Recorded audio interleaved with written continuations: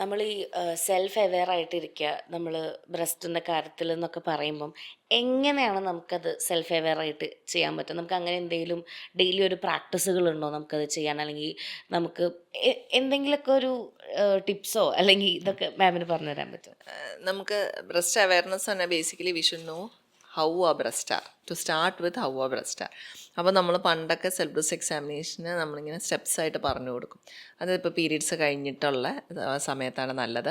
ബാത്റൂമിൽ മിററിൻ്റെ മുന്നിൽ നിന്ന് നോക്കുക, രണ്ട് ബ്രസ്റ്റിൻ്റെയും സൈസ് നോക്കുക, രണ്ട് നിപ്പിളും ഒരേ ലെവലിലാണോ ഏകദേശം നോക്കുക. അപ്പോഴാണ് നമുക്ക് അങ്ങനെ നോക്കുമ്പോൾ നമുക്ക് മനസ്സിലാവും നമ്മുടെ ഒരു ബ്രസ്റ്റ് ചെറുതായിരിക്കും, ഒരു അത് ബ്രസ്റ്റ് എല്ലാവർക്കും ആ ഒരു അസിമെട്രി ഉണ്ട്. അപ്പോൾ നമുക്കത് എത്രത്തോളം ഉണ്ട് ചെറുതും വലുതും വ്യത്യാസം എന്നുള്ളത് നമ്മൾ തന്നെ അറിഞ്ഞിരിക്കണം. നിപ്പിളുകൾ ഒരേ ലെവലാണോ എന്നുള്ളത് നോക്കണം.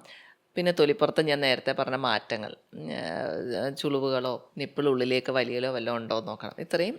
പിന്നെ ആംബിറ്റ്സിലൊക്കെ എന്തെങ്കിലും സ്വെല്ലിംഗ് ഉണ്ടോ, കാഴ്ചയ്ക്ക് എന്തെങ്കിലും മുഴകളുള്ളതായിട്ട് തോന്നുന്നുണ്ടോ എന്ന് നോക്കുക. പിന്നെ നമ്മൾ വിരലുകൾ വെച്ച് പരിശോധിച്ച് തുടങ്ങാം. നമ്മൾ പൾപ്പ് ഓഫ് ദ ഫിംഗേഴ്സ് എന്ന് പറയും. ഈ ഒരു ഭാഗം വെച്ചിട്ട് വേണം പരിശോധിക്കാൻ. നമ്മളുടെ റിബ് കേജിനെതിരെ ബോണിലേക്ക് പ്രസ് ചെയ്ത് പരിശോധിക്കണം. അപ്പോൾ അതൊരു സിസ്റ്റമാറ്റിക് ആയിട്ട് മുകളിൽ നിന്ന് തുടങ്ങി 12 o'clock പൊസിഷനിൽ നിന്ന് തുടങ്ങി മുഴുവൻ ബ്രസ്റ്റും തടവി നോക്കി ബോണിന് എഗൻസ്റ്റ് ഇങ്ങനെ പാൽപ്പേറ്റ് ചെയ്ത് മുഴകളുണ്ടോ അടിയിലെന്ന് നോക്കുക. നിപ്പിളിൻ്റെ അടിയിലെ ഏരിയ സെപ്പറേറ്റ് നോക്കുക. ബ്രസ്റ്റിന് ഇടയിലുള്ള രണ്ട് ബ്രസ്റ്റുകൾക്ക് ഇടയിലുള്ള ഏരിയയും പ്രത്യേകം നോക്കുക. അപ്പം ഒരുപക്ഷെ കുളിക്കുമ്പോൾ ഒന്ന് സോപ്പിട്ടിട്ടൊക്കെ നോക്കിയാൽ ഇത് കുറച്ചും കൂടി എളുപ്പമായിട്ട് തോന്നും. പിന്നെ നമ്മൾ നിപ്പിൾ പ്രസ് ചെയ്ത് എന്തെങ്കിലും ഡിസ്ചാർജ് ഉണ്ടോ എന്നുള്ളത് നോക്കുക. ഇതോടൊപ്പം തന്നെ നമ്മുടെ കഷങ്ങളിൽ എന്തെങ്കിലും കഷങ്ങൾ സെപ്പറേറ്റ് ആയിട്ട് തൊട്ട് എന്തെങ്കിലും മുഴകൾ അവിടെ തോന്നുന്നുണ്ടോ എന്ന് നോക്കുക. ഇതാണ് റഫ്ലി നമ്മൾ സെൽഫ് ബ്രസ്റ്റ് എക്സാമിനേഷൻ കൊണ്ട് ഉദ്ദേശിക്കുന്നത്. ഇപ്പം ഈ രണ്ട് ബ്രസ്റ്റിൽ ഇപ്പം ഒരു ബ്രസ്റ്റിൽ വേറെ പോലെ വേറൊരു ബ്രസ്റ്റിൽ വേറെ പോലെ അങ്ങനെ അങ്ങനെ വരുമ്പോഴാണ് അതും ശരിക്കും രണ്ട് ബ്രസ്റ്റിൽ ഇത് ഒരേപോലെ ഫോം ചെയ്യോ ശരിക്കും? വളരെ റെയറാണ്. രണ്ട് ബ്രസ്റ്റിലും കൂടി ഒരുമിച്ച് ക്യാൻസർ വരിക എന്ന് പറയുന്നത് വളരെ റെയറാണ്, പക്ഷെ സംഭവിക്കാം. അപ്പോൾ നമുക്കിങ്ങനെ പരിശോധിച്ച് നോക്കുമ്പോൾ ഇപ്പുറത്തൊരു മുഴ പോലെ തോന്നുന്നുണ്ട്, അപ്പുറത്ത് അതുപോലെ തോന്നുന്നുണ്ട് പറയുമ്പോൾ കുഴപ്പമില്ലായിരിക്കും എന്ന് തന്നെ നമുക്ക് പറയാൻ പറ്റുള്ളൂ. പക്ഷെ എന്നാലും സംശയം ഉണ്ടെങ്കിൽ ഡോക്ടറെ കാണുക. റെയറായിട്ട് രണ്ട് സൈഡിലും വരാറുണ്ട്. ഓക്കെ. അപ്പോൾ ഈ first stage of cancer, second stage, third stage, fourth stage എന്ന് പറഞ്ഞു. ഈ 4 സ്റ്റേജിലുകളും എങ്ങനെയൊക്കെയാണ് നമ്മൾ ട്രീറ്റ്മെൻറ്റും അതിൻ്റെ സിംറ്റംസും കാര്യങ്ങളും അറിയാൻ ആഗ്രഹമുണ്ട്. പിന്നെ വെരി ഫസ്റ്റ് സ്റ്റേജിൽ നമുക്ക് അറിഞ്ഞു കഴിഞ്ഞാൽ ക്യൂറബിൾ ആണ് അല്ലെങ്കിൽ ട്രീറ്റബിൾ ആണെന്ന് പറഞ്ഞു. പക്ഷേ അതറിയാൻ സാധിക്കുന്നില്ല. ഫസ്റ്റ് സ്റ്റേജിൽ പോലും നമുക്ക് മനസ്സിലാക്കാൻ പറ്റുന്ന സിംറ്റംസും എന്തൊക്കെയാണ്? നമ്മൾ ഈ സിംറ്റംസ് പറയുമ്പോൾ മുഴകൾ അല്ലേ, മുഴകൾ നമുക്ക് നമ്മളുടെ കയ്യിൽ പരിശോധിക്കുമ്പോൾ കിട്ടണമെങ്കിൽ മുഴയ്ക്കൊരു മിനിമം 1 സെൻറ്റിമീറ്റർ 2 സെൻറ്റിമീറ്റർ വലിപ്പമാകണം. അപ്പം അപ്പോഴത്തേനും തന്നെ നമ്മൾ സ്റ്റേജ് 1 എന്നൊക്കെ പറയുമ്പോൾ 2 സെൻറ്റിമീറ്റർ. അപ്പം നമ്മൾ സ്റ്റേജിങ് റഫായിട്ട് പറയുകയാണെങ്കിൽ സ്റ്റേജ് 1 എന്ന് പറയുമ്പോൾ 2 സെൻറ്റിമീറ്റർ, സ്റ്റേജ് 2 എന്ന് പറയുമ്പോൾ 2 to 5 സെൻറ്റിമീറ്റേഴ്സ്.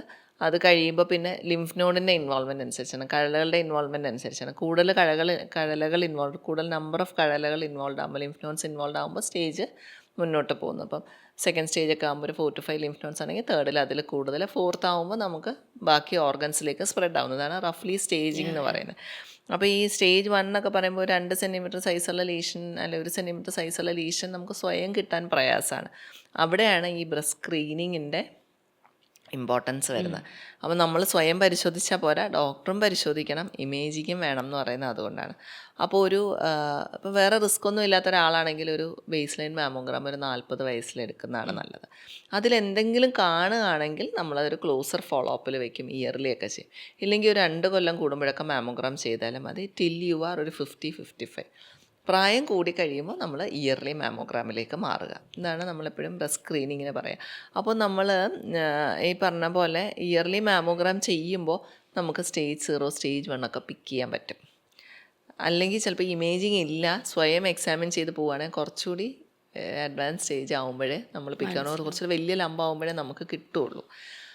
അപ്പോൾ അതുകൊണ്ടാണ് നമ്മൾ ഇമേജിങ് നിർബന്ധമായും വേണം, അല്ലെങ്കിൽ ഒരു ഡോക്ടറെ എക്സാമിൻ ചെയ്യുന്ന നിർബന്ധമായും സ്ക്രീനിങ്ങിൽ വേണം എന്നുള്ളത് പറയുന്നത്. ഇപ്പം നമ്മൾ ഇപ്പോൾ ഈ ബ്രസ്റ്റ് ക്യാൻസറിൻ്റെ തന്നെ ഇപ്പോൾ ഏറ്റവും ആൾക്കാർക്ക് ഉള്ളൊരു ഡൗട്ട് എന്ന് പറഞ്ഞു കഴിഞ്ഞാൽ